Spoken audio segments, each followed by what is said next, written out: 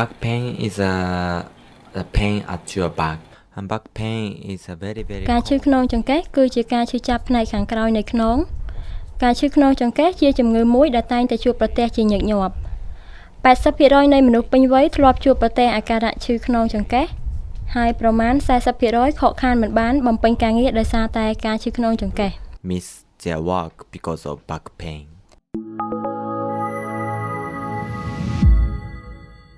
From the aspect of យោងទៅលើកាយវិទ្យាមានកត្តាធំៗ4ដែលបណ្ដាលឲ្យឈឺខ្នងចង្កេះទី1គឺដោយសារសាច់ដុំផ្នែកខាងក្រោយនៃខ្នងទី2គឺដោយសារឆ្អឹងកងខ្នងដែលរាប់បញ្ចូលទាំងឆ្អឹងខ្នងនិងខួរឆ្អឹងខ្នងទី3គឺអាអតាដែលជាសរសៃអាទែដ៏ធំមួយហើយជាចុងក្រោយគឺដោយសារសរីរាង្គមួយចំនួនដូចជាតម្រងនោមលំពែងស្បូននិងដៃស្បូនរបស់ស្ត្រី ovaries and uterus.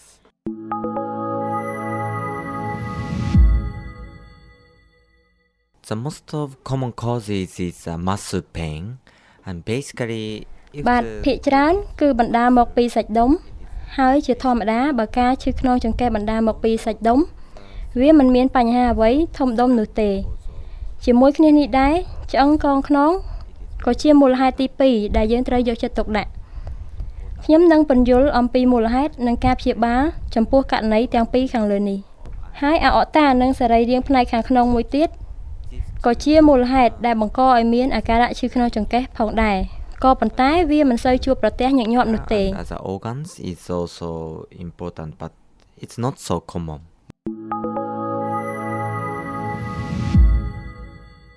So the most common cause of the back pain is muscle damages.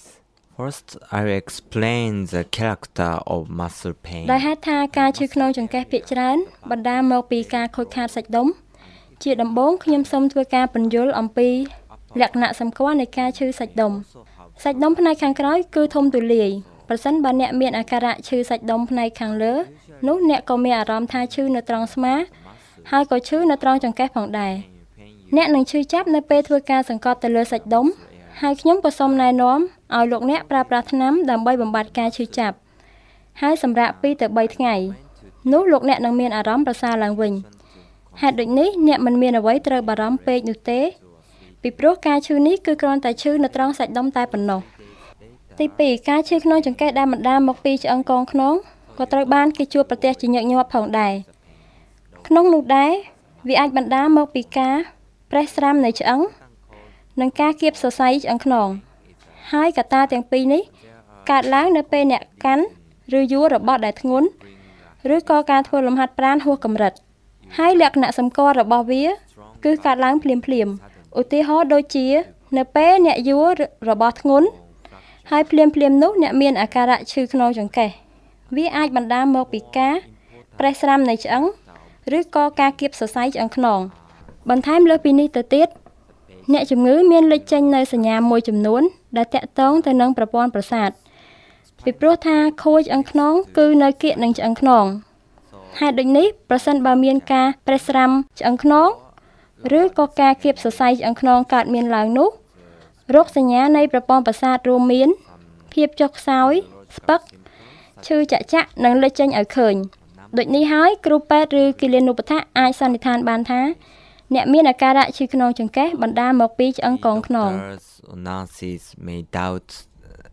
if you have back pain and also neurological symptoms it is caused by spinal problem.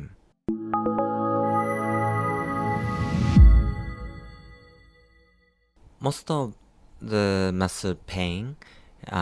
may recover completely. ភាគច្រើននៃការឈឺដែលបណ្ដាលមកពីសាច់ដុំតែងតែជាទៅវិញឯងក្នុងកំឡុងពេល2ទៅ3ថ្ងៃក៏ប៉ុន្តែក្នុងករណីដែលសាច់ដុំត្រូវបានខូចខាតធ្ងន់ធ្ងរនោះត្រូវចំណាយរយៈពេលយូរក្នុងករណីនេះខ្ញុំសូមណែនាំឲ្យអ្នកជំងឺទៅកាន់មន្ទីរពេទ្យដើម្បីទទួលនូវការព្យាបាលដ៏ជាក់លាក់មួយ special treatment to the damaged area.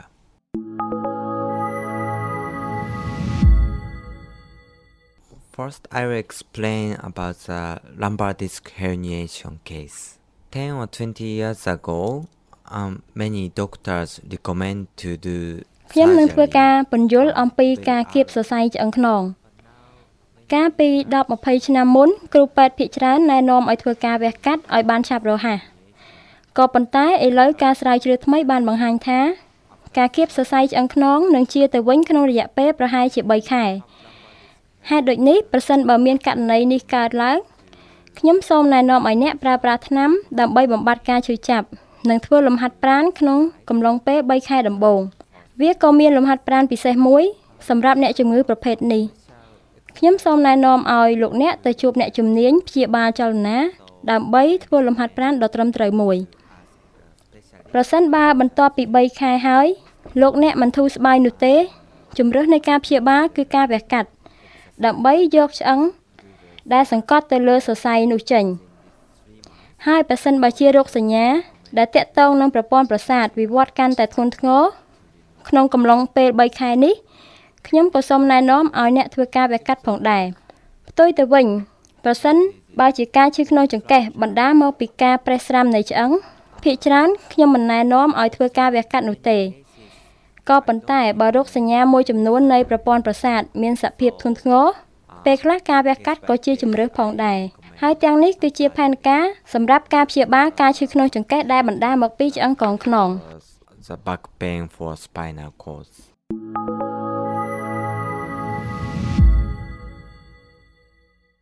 The most serious symptom is the weakness of your leg. ក្នុងករណីប៉ះពាល់ទៅដល់ប្រព័ន្ធប្រសាទធ្ងន់ធ្ងរវានឹងលេចចេញឲ្យឃើញនៅភាពចុះខ្សោយនៅជើងរបស់លោកអ្នកដំបូងគឺមានអាការៈចុះខ្សោយតែបន្តិចបន្តួចប៉ុណ្ណោះហើយបន្ទាប់ពី1ទៅ2សប្តាហ៍ក្រោយវានឹងវិវត្តទៅកាន់តែធ្ងន់ធ្ងរពេលខ្លះអ្នកជំងឺអាចនឹងដើរមិនបានយើងអាចសម្គាល់បានថាវាជាករណីធ្ងន់ធ្ងរដោយរួមមានអាការៈស្ពឹកឬឈឺចាក់ហេតុនេះខ្ញុំសូមណែនាំឲ្យធ្វើការវះកាត់ These are serious symptoms.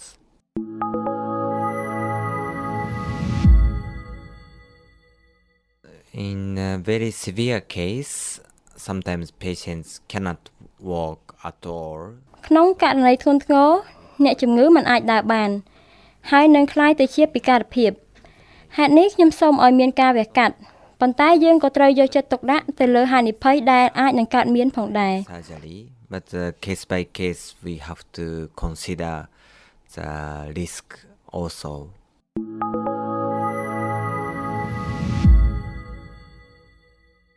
The next causes is the problem of aorta. មូលហេតុផ្សេងមួយទៀតគឺដោយសារតែអាអុកតាហើយវាគឺគ្រោះថ្នាក់ខ្លាំងណាស់នៅពេលមានការបែកធ្លាយសរសៃអាអុកតាបើសិនបើមានការបែកធ្លាយសរសៃអាអុកតាវានឹងបណ្ដាលឲ្យមានការហូរឈាមហើយអ្នកជំងឺអាចឈានទៅដល់ការស្លាប់ដូចនេះអ្នកជំងឺត្រូវទៅកាន់មន្ទីរពេទ្យដើម្បីធ្វើការវះកាត់ជាបន្ទាន់ហើយអ្នកជំងឺអាចបាត់បង់ស្មារតីដែលបណ្ដាលមកពីការថយចុះនៃសម្ពាធឈាមអ្នកជំងឺត្រូវទៅកាន់ផ្នែកសង្គ្រោះបន្ទាន់ដើម្បីធ្វើការជួយសង្គ្រោះហើយជាចុងក្រោយគឺបណ្ដាលមកពីសរីរាង្គមួយចំនួននៅក្នុងសារពាង្គកាយហើយអ្វីដែលគេច្រើនតែជួបប្រទះនោះគឺតម្រងនោមតម្រងនោមគឺជាសរីរាង្គមួយមានតួនាទីក្នុងការផលិតទឹកនោមនិងបញ្ចេញកាកសំណល់ពីរាងកាយប្រសិនបើអ្នកកត់សម្គាល់ឃើញថាអ្នកមានអាការៈឈឺក្នុងចង្កេះហើយមានឈាមក្នុងទឹកនោមឬក៏អ្នកមានអារម្មណ៍ថាឈឺចាប់នៅពេលដែលអ្នកបន្ទោបង់យើងអាចសន្និដ្ឋានបានថាការឈឺក្នុងចង្កេះនេះបណ្ដាលមកពីតម្រងនោមទី2សរីរាង្គសំខាន់មួយទៀតនោះគឺលំពែងដែលជាផ្នែកមួយនៃប្រព័ន្ធរំលាយអាហារលំពែងត្រូវបានខូចខាតនៅពេលអ្នកពិសាគ្រឿងស្រវឹងប្រសិនបើអ្នកមានអាការៈឈឺបណ្ដាលមកពីលំពែងអ្នកមិនត្រឹមតែឈឺក្នុងចង្កេះប៉ុណ្ណោះទេប៉ុន្តែអ្នកក៏មានអាការៈក្អួតចង្អោរនិងឈឺពោះផងដែរជាចុងក្រោយស្បូននិងដៃស្បូនរបស់ស្ត្រីក៏ជាផ្នែកមួយដែលបណ្ដាលឲ្យឈឺក្នុងចង្កេះយើងត្រូវសាកសួរពួកគាត់អំពីវដ្តរដូវឬក៏ការមានការធ្លាក់សហើយប្រសិនបើមានបញ្ហាដូចដែលអ្វីដែលយើងបានសាកសួរខាងលើយើងអាចសន្និដ្ឋានបានថាវាបណ្ដាលមកពីស្បូននិងដៃស្បូនដូចនេះតម្រងនោមលំពែងស្បូននិងដៃស្បូនអាចបណ្ដាលឲ្យមានអាការៈឈឺក្នុងចង្កេះ May cause back pain.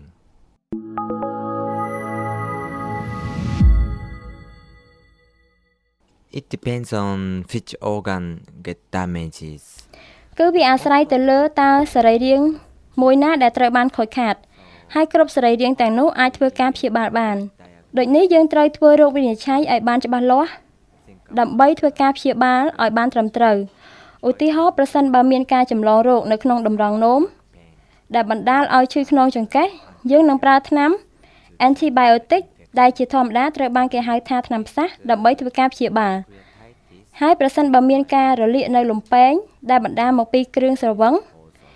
ខ្ញុំសូមណែនាំឲ្យលោកអ្នកបញ្ឈប់ការពិសាគ្រឿងស្រវឹងនិងប្រើប្រាស់ថ្នាំមួយចំនួនផងដែរ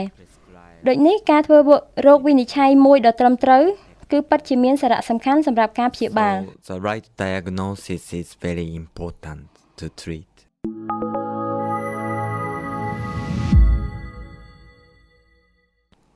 Many times, if you overwork, you may have the muscle ដើម្បីការពារនិងទប់ស្កាត់ចំពោះករណីឈឺសាច់ដុំប្រសិនបើអ្នកយួរឬកាន់របស់ដែលធ្ងន់ខ្ញុំសូមណែនាំឲ្យអ្នកសម្រាកឲ្យបានគ្រប់គ្រាន់និងធ្វើការពត់ខ្លួនមុនពេលអ្នកចាប់កាន់របស់ទាំងនោះចំពោះឆ្អឹងកងខ្នងគឺត្រូវយកចិត្តទុកដាក់ទៅលើឥរិយាបថក្នុងការដេកដើរឈរអង្គុយឧទាហរណ៍ប្រសិនបើអ្នកលើកឬយួរវត្ថុអ្វីមួយអ្នកគួរគប្បីឈរឬអង្គុយក្នុងឥរិយាបថមួយដ៏សមស្របការរក្សាស្ថានភាពដដែលយូរពេកក៏មិនល្អនោះដែរហើយប្រសិនបើអ្នកអង្គុយធ្វើការយូរពេកអ្នកគួរគប្បីសម្រាកឬផ្លាស់ប្ដូរឥរិយាបថរបស់អ្នកហើយទី3ការកើនឡើងនៃសម្ពាធឈាមជំងឺទឹកនោមផ្អែមជាមូលហេតុដែលបណ្ដាលឲ្យបែកធ្លាយសរសៃអអតាប្រសិនបើអ្នកមានជំងឺទាំងពីរខាងលើនេះប៉ិតណាស់ខ្ញុំសូមណែនាំឲ្យអ្នកទៅកាន់មន្ទីរពេទ្យដើម្បីធ្វើការព្យាបាលហើយជាចុងក្រោយនេះដើម្បីការពារការឈឺខ្នងចង្កេះដែលបណ្ដាលមកពីសរីរាង្គផ្នែកខាងក្នុងនៃរាងកាយខ្ញុំសូមឲ្យអ្នកធ្វើការពិនិត្យសុខភាពដើម្បីឲ្យដឹងពីស្ថានភាពសុខភាពរបស់លោកអ្នក usual status of your organ.